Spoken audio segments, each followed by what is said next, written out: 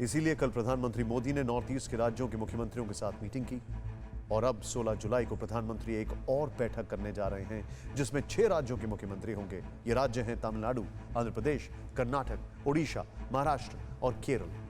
Meeting का मकसद बिगड़ते हालात को काबू में करने की रणनीति पर विचार करना है, लेकिन हालात कितने ज्यादा बिगड़ सकते हैं इसका अंदाजा अब वैक्सीनेशन के आंकड़े को देखकर भी लगा सकते हैं।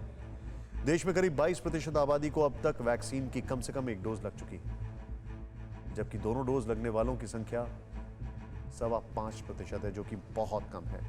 सरकार ने जल्द से जल्द लोगों को वैक्सीनेट करने के लिए एड़ी चोटी का जोर लगा रखा है। दिसंबर तक का लक्ष्य निर्धारित कर रखा है, लेकिन फिलहाल हकीकत यह है कि पूरा जो एडल्ट आबादी है उसको दिसंबर तक वैक्सीनेट करना मुश्किल नजर आ रहा है। लेकिन सिर्फ वैक्सीनेशन के भरोसे कोरोना को नहीं हराया जा सकता। दुनिया के जो मुल्क वैक्सीनेशन में आगे हैं, आधी आबादी को वैक्सीनेट कर चुके हैं, वहां भी लोगों की लापरवाही कोरोना के संक्रमण को नई रफ्तार दे चुकी है। इंसानी वजूद को खत्म करने पर आमादा कोरोना वायरस से बचने के लिए दुनिया भर में लोगों को वैक्सीन लगाकर एक कवच तैयार किया जा रहा है। लेकिन यह कवच तभी कारगर होगा जब वैक्सीन लगने के बाद भी लोग मास्क लगाते रहें और सोशल डिस्टेंसिंग का पालन करते रहेंगे। मगर ऐसा हो नहीं रहा। फिर चाहे वो बात हिंदुस्तान की हो, जहां महज 5% आबादी को ही दोनों डोज लग पाई हो, या फिर ब्रिटेन, अमेरिका और स्पेन जैसे देश जहां करीब 45 से 60% लोगों को पूरी तरह वैक्सीनेट किया जा चुका है। हर जगह लोग अब सावधानियों को भूलने लगे हैं। कहीं सैर सपाटा, कहीं मौज मस्ती, तो कहीं खेल का जुनून मास्क और 2 गज की दूरी पर भारी पड़ा।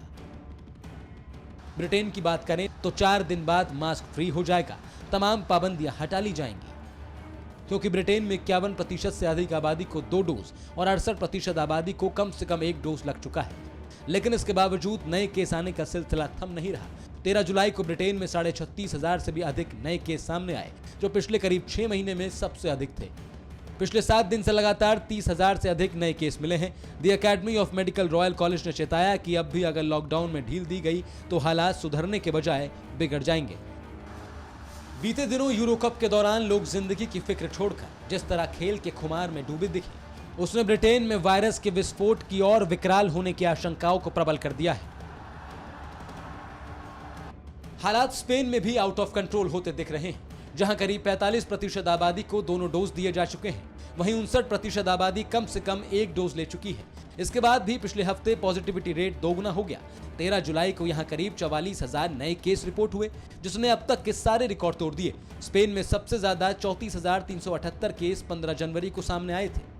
सुपर पावर अमेरिका की बात करें तो वहां करीब 49% आबादी को पूरी तरह से वैक्सीनेट किया जा चुका है, जबकि 77% आबादी को कम से कम 1 डोज मिल चुकी है। इसके बाद भी केस बढ़ने लगे हैं। पिछले हफ्ते से लगातार 20,000 से भी ज्यादा डेली न्यू केस मिल रहे हैं। दुनिया में सबसे तेजी से अपनी आबादी को वैक्सीनेट करने वाले देश इजराइल में भी संक्रमण फिर तेजी से सिर उठा रहा है, जहां 50% वैक्सीनेशन के बाद जून में ही मास्क पहनने से आजादी दी गई थी। इजराइल में अब तक 60% आबादी को दोनों डोज और 66% आबादी को कम से कम 1 डोज दी जा चुकी है, और अब केस फिर बढ़ने लगे हैं। करीब 4 महीने बाद डेली न्यू केस का आंकड़ा फिर से 1000 के पार पहुंच गया। साफ है, वैक्सीन लगने का मतलब ये नहीं कि काल बनकर जो कोरोना वायरस पूरी दुनिया पर मंडरा रहा है वो खत्म हो गया है, क्योंकि वैक्सीन लगने से गंभीर संक्रमण ना होने की गारंटी तो मिल सकती है, लेकिन मास्क और सोशल डिस्टेंसिंग को ताक पर रखने वालों को वैक्सीन संक्रमण से बचाएगी, इसकी गारंटी नहीं है। इसीलिए जितना जरूरी वैक्सीन लगवाना है, उतना ही जरूरी वैक्सीन लगने के बाद भी मास्क और सोशल डिस्टेंसिंग का पालन करते रहना। इसलिए अगर आपको अपने परिवार और अपने देश की परवाह है तो लापरवाही ना बरतें, कोरोना को दावत ना दें।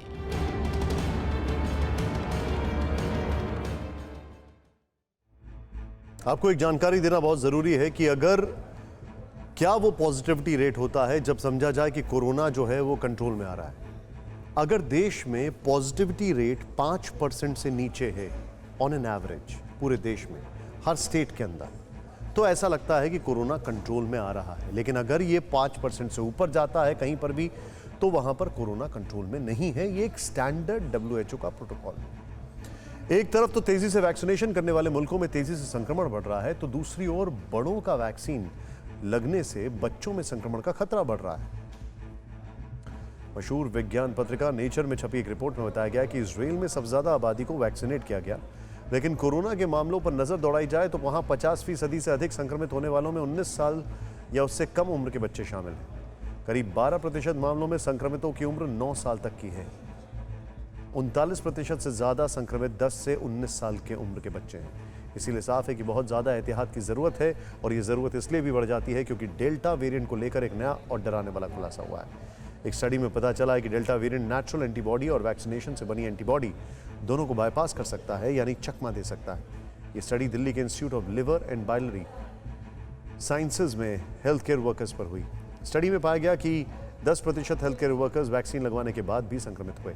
डेल्टा वेरिएंट ने इनकी एंटीबॉडी को भी चकमा देकर संक्रमित कर दिया। यही नहीं, री इन्फेक्शन और वैक्सीनेशन दोनों के बाद भी डेल्टा के संक्रमण के सबूत मिले हैं। मतलब कुछ कोरोना से संक्रमित होने और फिर वैक्सीन लेने के बाद भी संक्रमित हो गए। डेल्टा वेरिएंट ने देश में दूसरी लहर में जो तबाही मचाई वो सोचकर रूह कांप जाती है। लेकिन अब ऐसी ही तबाही इंडोनेशिया में दिख रही है। कहा जा रहा है इंडोनेशिया जो है वो नया हॉट बेड हो गया है कोरोना का दुनिया में। अस्पतालों में बेड कम पड़ गए हैं, ऑक्सीजन की जबरदस्त किल्लत हो गई है। और मत भूलिए, इंडोनेशिया से हमने ऑक्सीजन ली थी। 27 करोड़ की आबादी वाले मुल्क में 40-40 हजार लोग हर दिन संक्रमित हो रहे हैं। लेकिन इसके पीछे जितना जिम्मेदार डेल्टा वेरिएंट है, उससे कहीं ज्यादा चीन की वैक्सीन जो इंडोनेशिया में लगाई गई और कोरोना कंट्रोल करने की जगह कोरोना स्प्रेडर साबित हुई।